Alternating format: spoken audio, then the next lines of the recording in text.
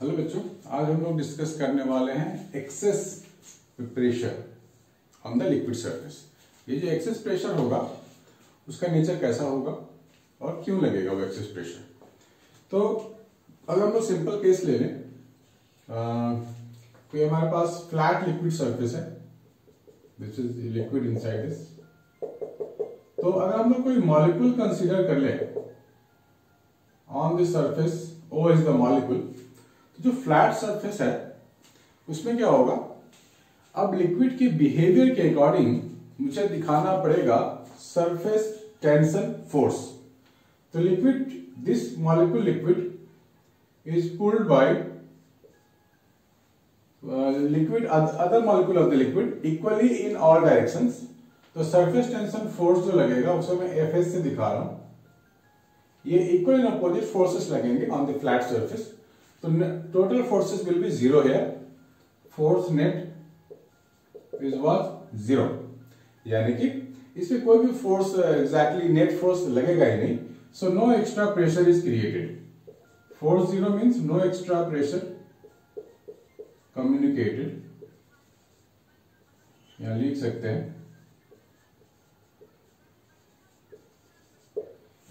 That's why इसके surface पे कोई फर्क नहीं पड़ेगा, एक्स्ट्रा एक्सेस ऑफ प्रेशर यहाँ पे है ही नहीं, बनेगा ही नहीं।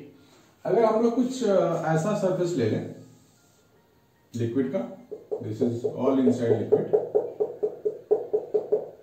यहां पे जो मॉलिक्यूल होगा this is pulled by other molecules over here, this way pull किया जाएगा इसको। अब हम लोग क्या कर सकते हैं, इसके कंपोनेंट्स ले सकते हैं फोर्सेस के। तो अगर मैं ये वाई एक्सिस ले लूं और ये एक्स एक्सिस ले लूं, तो इस फोर्स के कंपोनेंट तो कुछ इधर बनेगा, इसका इधर बनेगा, और इसका वर्टिकल भी इधर बनेगा, इसका वर्टिकल भी इधर बनेगा। तो ये वाले फोर्सेस तो कैंसिल आउट हो जाएंगे इक्वल एंड अपोजिट फोर्सेस से, और ये वाले जो कंपोनेंट आए वर्टिकली ये एड अप होता जाएगा। Means net force is acting down on this molecule. तो हो सकता है ये लेयर नीचे आ जाए। अगर हम लोग चाहते हैं कि ये लेयर ऐसा मेंटेन रहे, तो एक्सेस ऑफ जो P है वो ऐसे हमें मेंटेन करना पड़ेगा, so that this two things can be balanced over here. तो हम बोल सकते हैं कि extra pressure is created, extra pressure is upward in this case extra pressure is towards concave side।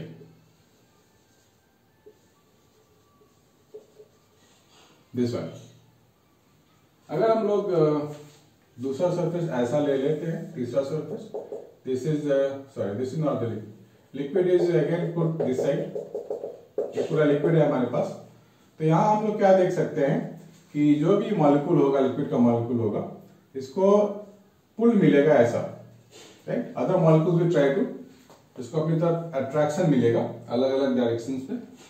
तो यहां भी टोटल फोर्सेस वाले component will be added up, और ये वाले कंपोनेंट तो इक्वल अपोजिट होंगे तो कैंसिल हो जाएंगे, है? तो ये हो सकता है राइज कर जाए लिक्विड वाला, यहाँ का जो लिक्विड मॉलिक्यूल है ऊपर आ जाए। अगर हम चाहते हैं कि ऐसा ही शेप मेंटेन रहे तो एक्स्ट्रा प्रेशर हमें ऐसे देना पड़ेगा, दिस वन, ठीक है। तो आपको ये अगर समझ गए हो तो आपको बिल्कुल भी याद करने की जरूरत नहीं है, आपको बस फोर्सेस पर ध्यान देना है। ये जिधर फोर्सेस जाएगा इसे बैलेंस के लिए एक्स्ट्रा प्रेशर हमारे को ऐसे देना पड़ेगा ताकि इसी शेप में रहे, otherwise shape will be upward और ये नीचे आ सकता है ना। सिंपल चीजें हैं, इसमें कोई बहुत बड़ा चीज, कोई छुपा हुआ कॉन्सेप्ट नहीं है। तो this is all happening due to surface tension force, this is happening due to surface tension force. ठीक है बच्चों, इसको नोट डाउन कर लो।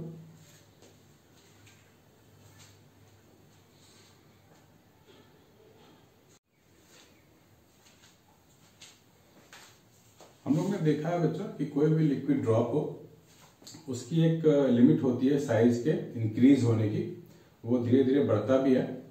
आप लोगों ने देखा होगा कि अगर हम लोग बबल वाला गेम आप लोगों ने खेला होगा कि हम लोग कोई वायर का सर्कुलर फ्रेम ले लेते हैं और सोप सॉल्यूशन में डालते हैं और वहां से बबल्स बनाते हैं। तो बबल्स को धीरे धीरे धीरे धीरे बिग होता जाता है, उसकी साइज बढ़ जाती है।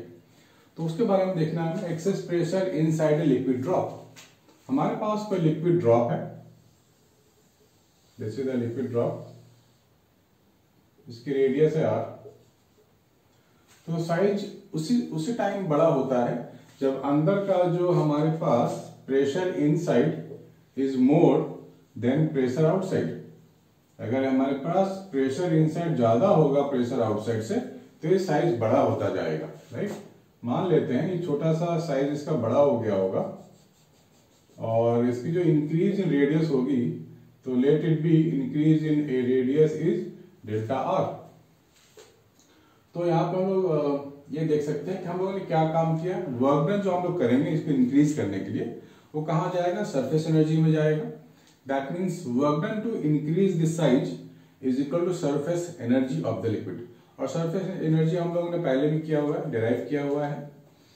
तो देखते हैं, कंसीडर, यहाँ आपको लिख लो अच्छे से, consider a liquid drop of radius r,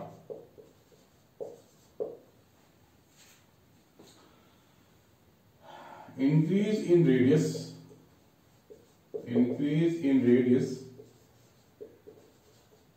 due to excess pressure inside।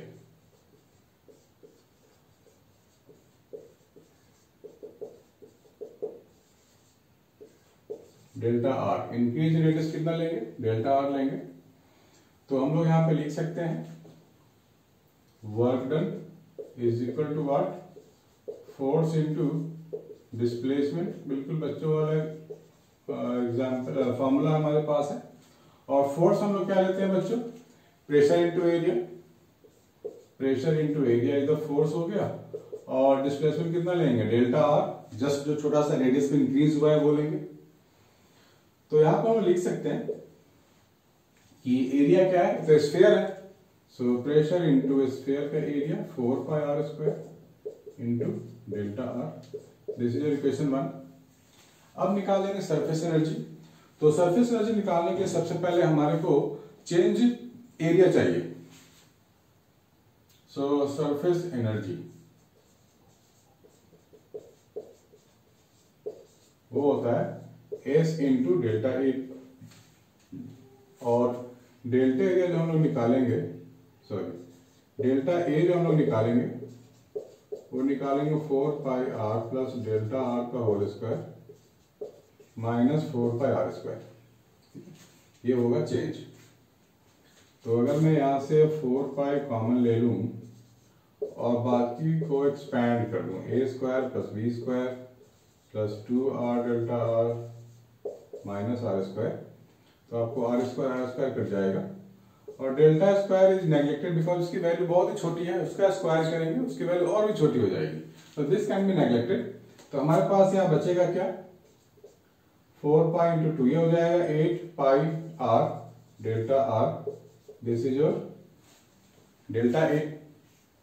So surface energy भी एक्चुअली वर्क डन ही होता है, work done is equal to S A, so S into change in area 8 pi are delta R हो गया।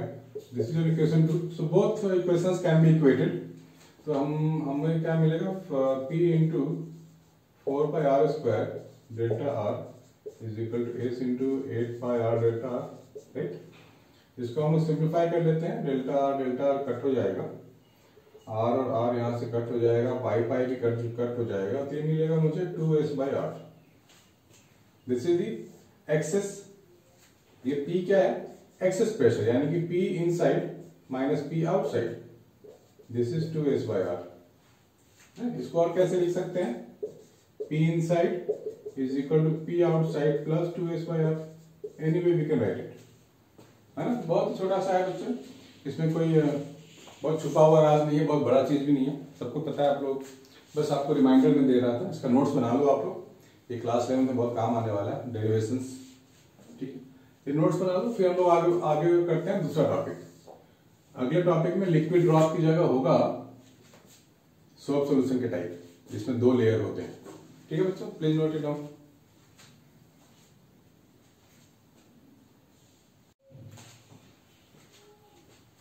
Liquid drop करने के बाद आगे हमें करना है सोप बबल के लिए काम करना है। क्या फाइंड करनी है? एक्सेस पी फाइंड करनी है।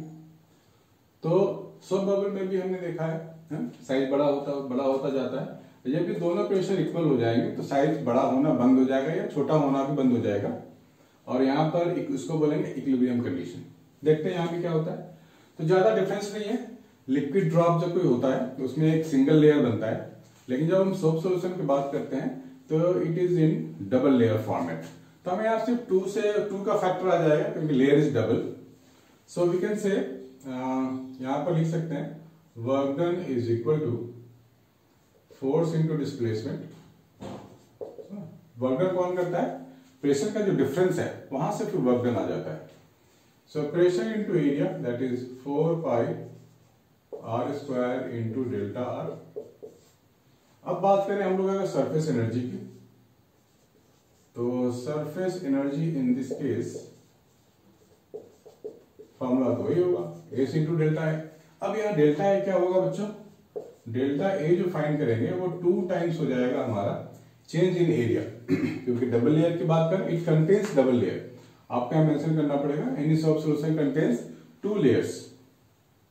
तो मैं यहाँ लिख सकता हूं 4 pi r plus delta r का whole square minus 4 pi are square. तो देखते हैं मुझे क्या मिलेगा 2। 4 पाई को मैं बाहर ले आता हूं और इसको ओपन कर देते हैं। A square plus B square plus 2ab minus this one, this cancel out, this is has to be 0। आपको पहले ही बताया था। ये हो जाएगा मुझे 16 pi are delta are this one. तो सरफेस एनर्जी जो मेरे पास होगा S E surface energy S into 16 pi are delta are.